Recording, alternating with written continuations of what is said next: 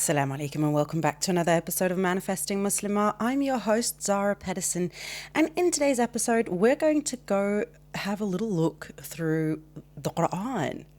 Yeah, that's what we're going to do. We're going to look through the Qur'an and we're going to find some ayats in the Qur'an that actually speaks to the same theories as law of attraction does. This is something that I personally like to do because obviously I am not interested in the law of attraction if it's not in the Quran. And one of the main reasons that I sort of, came back to law of attraction after I became Muslim or after I reverted, was because I started reading the Quran and in the Hadith, and I was starting to see and recognize there were places where I was like, that sounds very familiar to something else that I've heard of and had an interest in up until that moment. And some of you may know, and some of you may not, so it bears repeating that the law of attraction is something that I have studied and wanted to understand for years and years and years. And it was not until I reverted and picked up the Quran and started studying Islam that, and when I say studied Islam, I'm not talking about like in a school or something. I'm talking about like my personal studies, just FYI. But it wasn't until then that it actually started making sense to me, and I started manifesting on a completely different scale than the little things I'd been able to do before that. So I think it's just one of those things that bears reminding that to me, and I think for a lot of other people, the law of attraction doesn't make sense as it stands on its own. It feels like it's lacking. At least that's what it did to me. And it was not until I brought Allah into the equation that it actually made sense. And it's like it just worked. And so for that reason, I think it is very important that we also remind ourselves that what we're believing in here is not the law of attraction. We're not believing in a standalone theory. We're believing in a tool that Allah has made available to us. And I don't even know if it's a tool as such. It is a way of being, a mindset that Allah has created an awareness around, and that it's not just a mindset. So that's why I'm like sort of hesitating on my sentence here. But, it's a mindset, a way of living, a way of doing things that basically can help us greatly in this dunya and in the hereafter. And so I think it's just important that we also from time to time remind ourselves of that, and remind ourselves to, when we want to use the law of attraction, that we don't go and look for it in the mainstream, but we look for it in the Quran. That our point of contact is always to come back to Allah for it to make sense for us and for us to find the answers that we're looking for. That is ultimately what I'm trying to say here. So either way, I'm not going to spend too much time. Sorry, my desk is a little messy. I'm going to get my trusted Qur'an journal handy. And also, just in case you're wondering, the Quran journal that I'm using is the one that I'm also selling in the link in my bio. It is the Quran journal that I have made myself a couple of years ago. The translation, I'm not the one who translated or anything like that. It's translated by Maulana Wahiduddin Khan, and my dad knew him before he passed on. And I have permission, not just had, but I have permission to use that translation. And it's the full Quran in English with space in the margins of the book to take your notes as you're studying it. And that's just because I always tend to get comments when I share ayats from the Quran and stuff over on TikTok, people saying, oh, what translation are you using? What Quran are you reading from? So I just want to get that out of the way immediately, so you know who's the translation by, what it is that I'm reading from, and so on and so forth, because I do also understand that words are very different from English to Arabic and so on and so forth. Okay, all right, so I'm actually going to start off, and you will be hearing the book perhaps flickering the pages and stuff, because I study from a physical book. I don't do the digital stuff. It's too confusing for my mind. Okay, So, from the first one, actually, what I'm going to do is, because I didn't even do this because I'm so lazy, honestly, girls, why are you even listening to me? It's not lazy. No, maybe it is. The first ayah that I want to share is from Surah An-Nisa, and it's ayah number 134. And I actually thought this was a beautiful ayah to start off with. And it says, if one desires the rewards of this world, let him remember that with God are the rewards of both this world and the life to come. And God is indeed all hearing, all seeing. This, the moment I read it, I was like, see? Not so much to anybody else, but to myself, because I've spoken about this before. I mean, just listen to one of my previous episodes where I talk about deen over dunya and why that's not always the correct mindset to have, or when it starts faltering, is because I find that it's quite often these like hyperboles, like you have to either have deen or dunya, but they're two separate things. You can't have both at the same time. You have to choose one or the other, as if they're like so separate from each other. And I've always been of the belief that I don't think that that is the case. So when I read this ayat, that kind of confirmed that in me, that we can have in both. But of course, understanding how that is going to look and how we should be approaching that, meaning, of course, that we don't have this dunya without Allah and expect to have Allah in the next dunya, but we can have Allah in this dunya and even more of Allah's blessings in the next dunya if we're really good at also maintaining a beautiful balance of deen and dunya in this dunya. Well, there you go. And I think it's such a beautiful reminder for us that, while we understand that this life here is the test, in order for us to, hopefully, inshallah, get to the best of the next worlds, that we understand that it is a balance, and that this life is part of that balance. We have to learn to balance deen and dunya. We can't write off dunya for deen entirely. We can't do that, because then we're writing off a massive piece of the actual test itself, which is, how do you balance it? How do you maintain yourself in the dunya while also maintaining your deen? And I think it's so important for us to really keep that in mind. I mean, it's kind of like saying, I'm going to take, I want to be able to learn how to drive, but I'm not going to take the actual driving test, sitting in the car and driving. I'm only going to do the theory. So that's kind of how I see the same thing. Like, that's how I see life. If you only do the deen, that's the theory part, but it is the theory in practice. How do you actually, be a kind, compassionate, forgiving, good person in the dunya? Like, how do you transfer the theory, the knowing, the understanding from that part to the actual action being taken out in dunya? But I think it's such a beautiful way for us to remember that if one desires the rewards of this world, let him remember that with God are the rewards of both this world and the life to come, and God is indeed all hearing, all seeing. So we don't have to choose between one or the other. I think it's very important for us to remember that, and I think it's also important for us to understand it with a sense of balance. That doesn't mean that you can write off deen in this dunya. It means that the balance is important for us. Okay, so let's see, what is this next one from?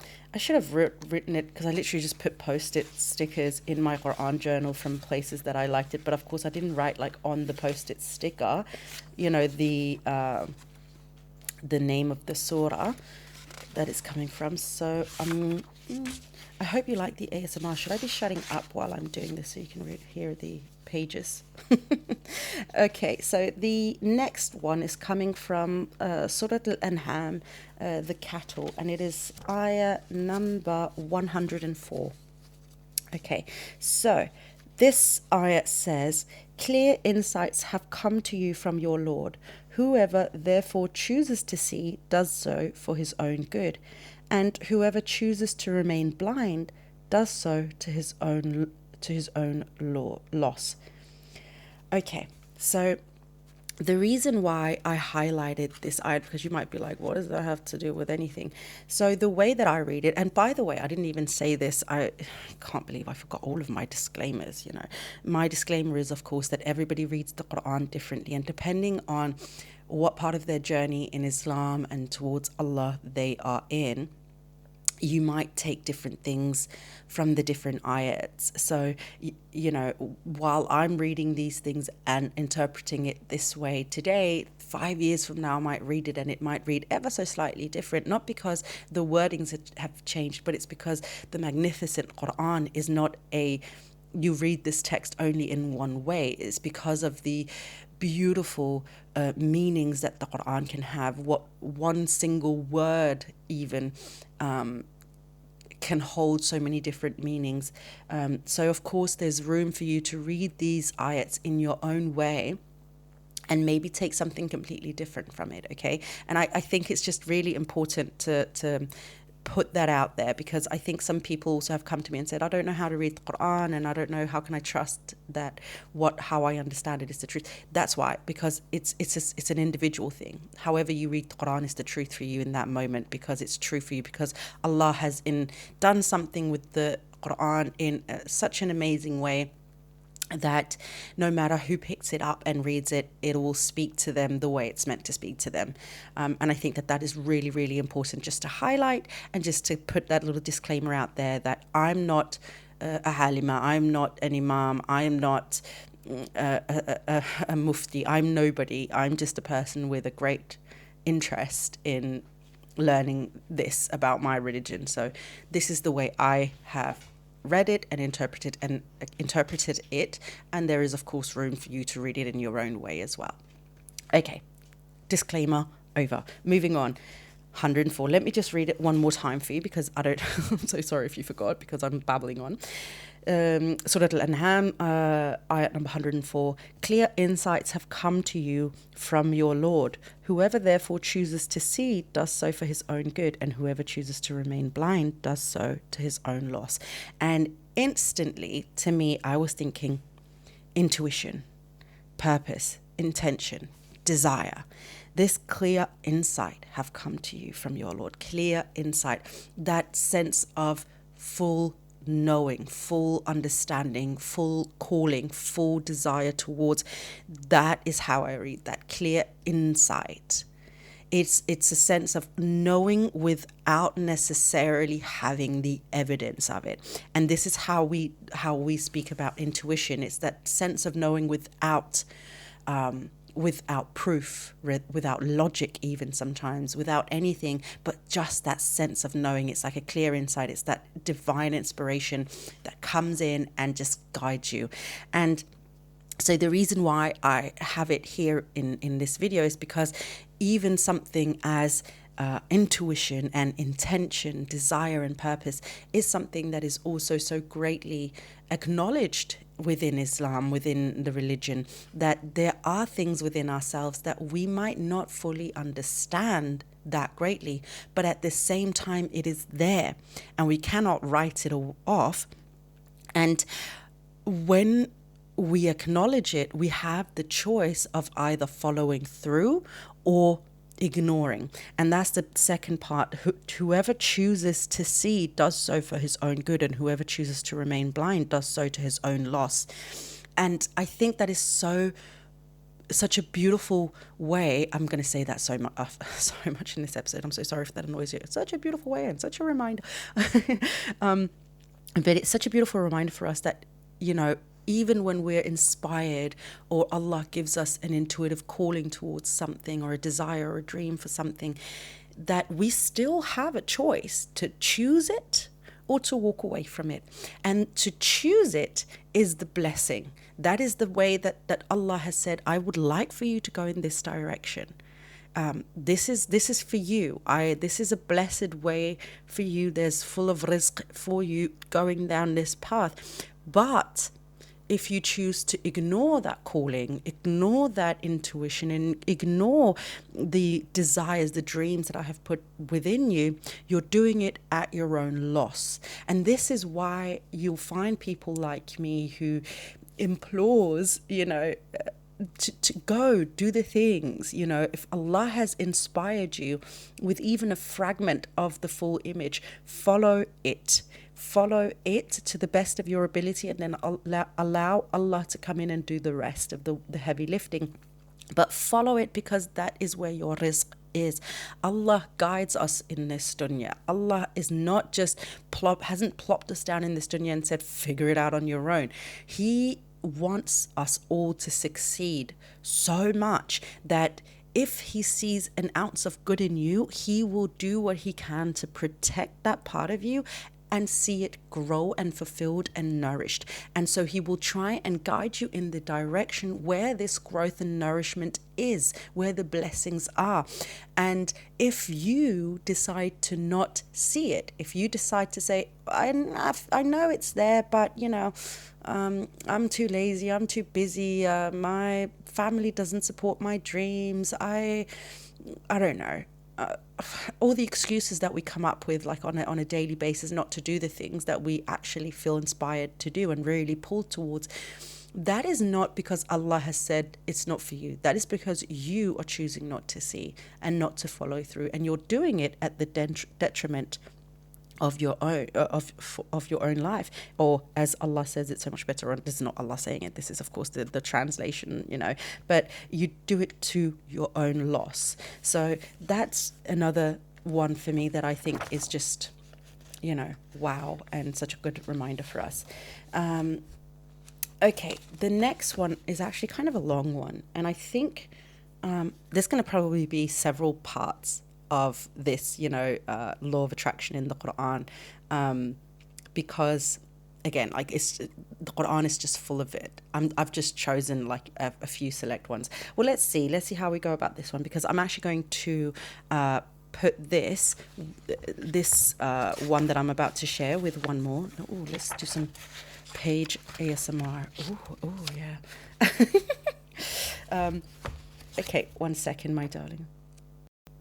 Okay, I'm back again. I just had to stop the recording for a second just to get the right place. So I'm going to share this one bit. I actually shared it in a TikTok video, but I feel like not everybody who's listening to my podcast are watching my TikTok, and not everybody who's watching my TikToks are listening to my podcast. So it bears reminding. So this one actually comes from Surah Al-Anfal, or the Spoils of War, and it is actually several ayats. So I'm going to read it through to you first. We're starting at ayat number 10. God only did this to give you, I'm actually going to start it from, I'm so sorry, from ayat number 9. When you prayed to your Lord for help, he answered, I am sending to you aid 1,000 angels in succession. God only did this to give you good news, and so that your hearts might be set at rest, for help comes from God alone. Surely God is mighty and wise.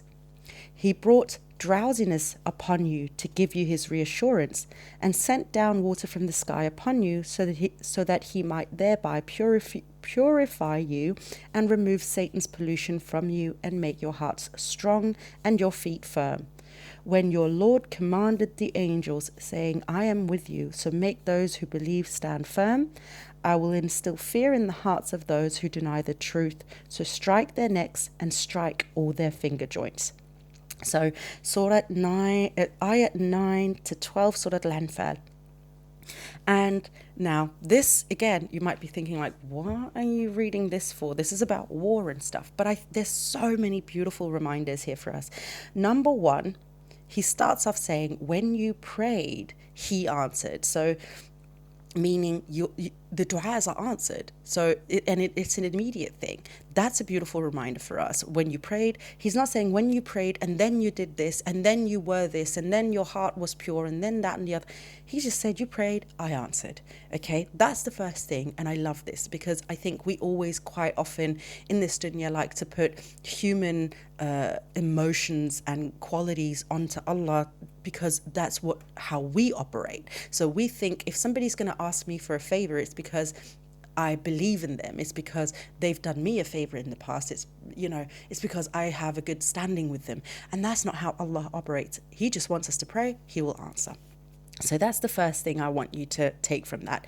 The second thing is in ayat number 10, is God only did this to give you good news and so that your hearts might be set at rest, for help comes from God alone. And this to me is such a beautiful message of hope. He does this because he instills hope. So hope comes before any other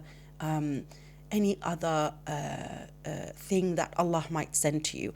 And I'm going to do something very confusing right now. I'm going to jump a little bit because to really put this into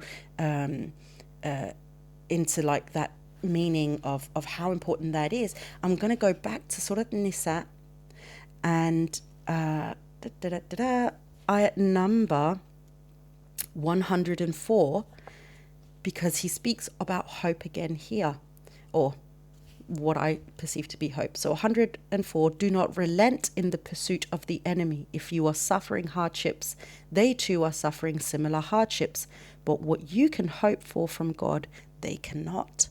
So again, Allah speaks about this hoping, because Allah is hope, Allah is faith, Allah is trust, Allah is love, Allah is blessings, Allah is abundance. Allah is all the things that a disbeliever does not have. So you can go through a similar thing as the disbeliever does, but you have an advantage, which is Allah, and Allah is hope. So even in moments of hardship, you have hope, because Allah is hope, because Allah is the escape, because Allah is the solution, because Allah is the thing that'll get you out of it and back to prospering.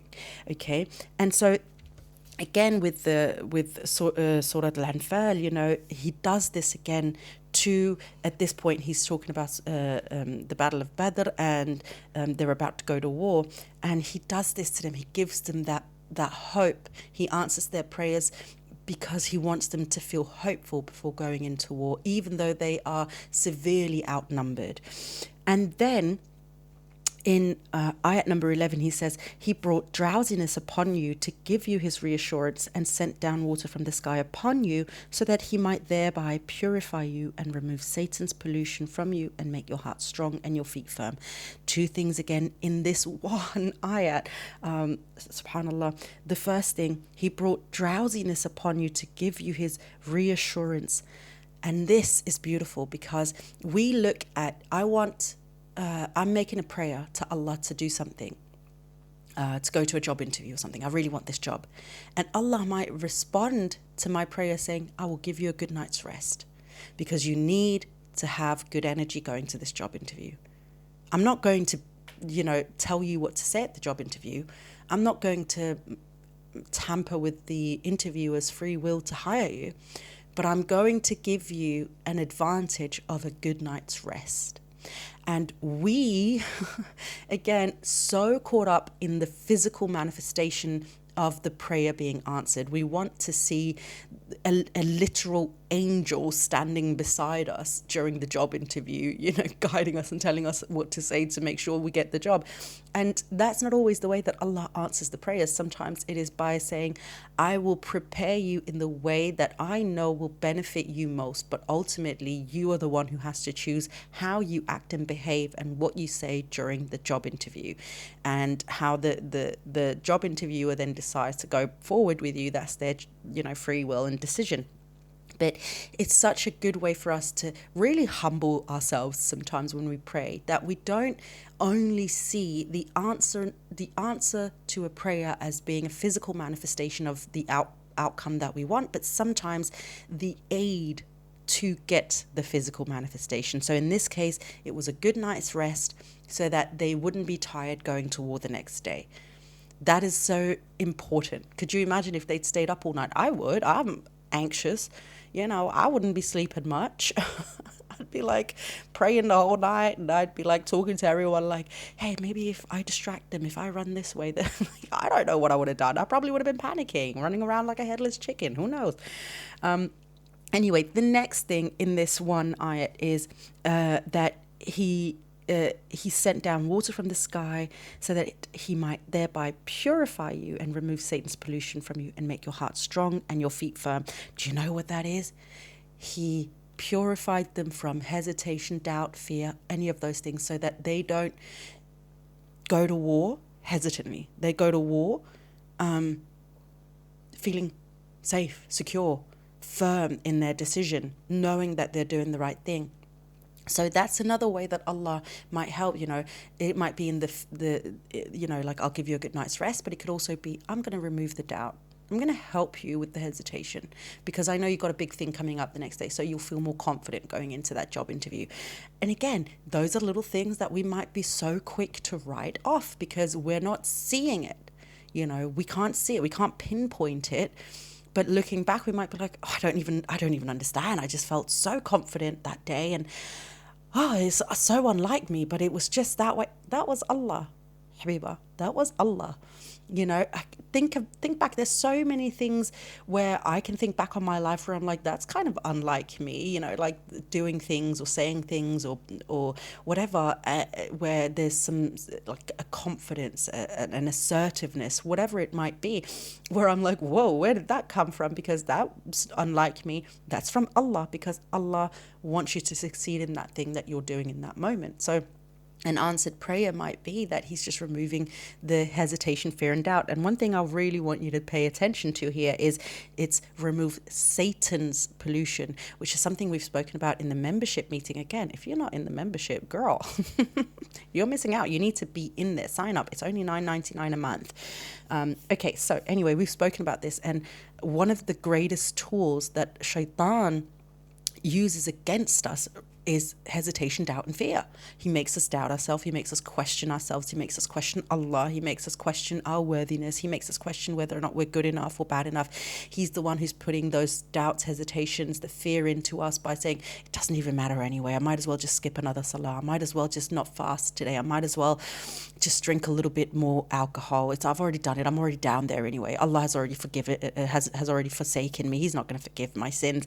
This is what Shaitan does. He puts that hesitation and that fear and that anxiety in us, and Allah gives us the reassuredness. Allah makes us feel hope. Allah gives us a sense of compassion towards ourselves and others. And so that's just like a little sidetrack there, but I think it's just such a beautiful thing for us to what's the beautiful count at this point, but still it's such a beautiful reminder for us that the hesitation, fear, and doubt is not from Allah. That is from Shaitan. That is his pollution. So if we want to safeguard ourselves, we move towards Allah, because that is where the reassuredness also comes from. And so Allah might remove Shaitan, the waswas. That is the waswas right there. Are you sure you're not going to win? I don't know. You're really outnumbered here. Are you sure you're going to be good in the interview? You kind of look like shit today. I don't know. So yeah. Anyway, moving on to the last one here. Ayat number 12, where he says, when your Lord commanded the angels, saying, I am with you, so make those who believe stand firm, I will instill fear in the hearts of those who deny the truth, so strike their necks and strike all their finger joints. Okay, so in this, again, I think a lot of people read this and they read it so literally, like, oh, the angel's going to come. And listen, I wasn't there. I believe that the angels did do this, of course, because that was the commandment from Allah subhanahu wa ta'ala. But in this day and age, we're not in the times of the prophets, this is going to be different. So before Allah gives us the physical manifestation of his help, he will give all of these other things first. Do you see that? Allah speaks, and this is one thing that my dad taught me, what is it called? Oh, Zara, why is your brain farting this hard? The order, sorry, wow, Zara. The order in which things have been mentioned in the Qur'an matters. So in an ayat, there is no coincidences. It is not like, oh, well, I'll just put this in now. No. Everything has been written specifically that way for a reason. And for me, this is like, you prayed, I'm going to give you hope. Then I'm going to come in and I'm going to give you a good night's rest. Then I'm going to come in and help you with the hesitation and fear and doubt. And then you'll get the physical manifestation. And in this case, of course, it was the angels coming and helping the prophet and the people in the war because they were severely outnumbered. But that came after all the rest of it. And again, this is so where I'm like, when people say nothing has happened and I don't know, I've prayed and Allah hasn't given it to me. And I'm like, but maybe it's because you don't know how to look for the things when Allah has come in and actually done so much. You're not aware of it. And so it's difficult to be grateful for something when you're not aware of the fact that a good night's rest could be the blessing from Allah and could be Allah aiding you and assisting you and answering your prayer for you in that moment. So awareness about these things are so important within the law of attraction as well, because there's still so many steps, for many of us, when we make a prayer, between making the dua and asking Allah for it to the point that we get it. Sometimes it's very instant because it's ready and like literally just waiting, like just say the word, and then it comes in. And for other times it's like, I'm ready to give it to you, but let's just fix X, Y, and Z. And when X, Y, and Z is fixed, it's ready for you, right? The prayer has been answered, but we need to know that it can be answered in steps throughout the journey. So don't write off those little things. Those are very much also signs from Allah that your prayer has been answered. But if you don't know that, if you're not aware of that and you're not looking for that, it is so easy to write that off because the physical manifestation, the way like that we understand the manifestation of having come, isn't there yet. And so we feel like it's hopeless and Allah is ignoring us and not answering our prayers, and we feel misguided and misled and we feel a little bit hopeless. But in reality, Allah has sent us so many signs to say, no, I got you. Like, open your eyes, I got you. But we need to be aware of what that also could look like. All right, my darling. There are, as I said, hundreds and hundreds other examples in the Qur'an that I would be so happy to share with you. This is just one episode. I'm sure I'm going to do more. Let me know if you're even interested in this, because as I said again, my little disclaimer, I understand that people read the Qur'an differently, and there are different translations and in different languages and whatever. But the point is that I understand if you're like, I feel like, I don't know why you'd feel like you didn't want to hear it, but maybe you don't. I don't know. Does that sound like I'm too full? So why don't you want to hear it? But just if this isn't something that you're like, I'd rather just listen to, like, how can I improve my action taking skills? How can I improve my this, that, and the other? I'm not so interested in the theoretical or the proof in the Qur'an. Like, I just want the practical steps. Then let me know as well. Like, I'm here to serve you. Well, first and foremost, Allah. But like in this dunya right now, I am here to serve you with information on this. So if this is the kind of information that you're looking for, let me know. I can definitely do many, many episodes on this. Maybe one every month of examples of the law of attraction in the Qur'an, if you're interested in that. But let me know. You guys decide on this podcast. You're the bosses here. I'm just the employee pushing out the content for you. Okay. So, all right, my darlings, thank you so much for joining me on another episode in this podcast. It's a pleasure for me, as always, to sit down and record. And it's such a pleasure for me when you're reaching out and you're letting me know how you feel and just giving me general feedback and also suggestions for future episodes. Please don't forget to rate and review the show. It really helps on visibility in terms of getting other people to potentially see this podcast and getting them to listen to the episodes and stuff. And of course, the more listeners I can get, the more downloads I can get, all that good stuff, the bigger the podcast can get, the more what is it called? The more opportunities I can have with the podcast that might also benefit, of course, you, inshallah. All right, my darling, thank you so much for everything. I will see you in my next episode. But until then, please don't forget to live in love.